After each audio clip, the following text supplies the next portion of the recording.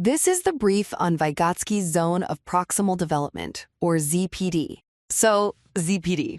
It's basically educational psychology's idea of the perfect sweet spot for learning.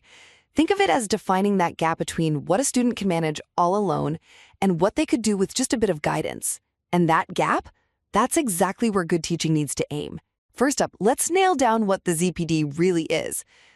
People often call it the learning gap. Vygotsky's big point was that teaching has to hit this zone because that's where real thinking skills actually develop. Making sure learning pulls development forward instead of just reviewing stuff they already know.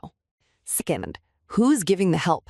Well, that comes from what's called a more knowledgeable other, or MKO. Now, the MKO isn't just a teacher.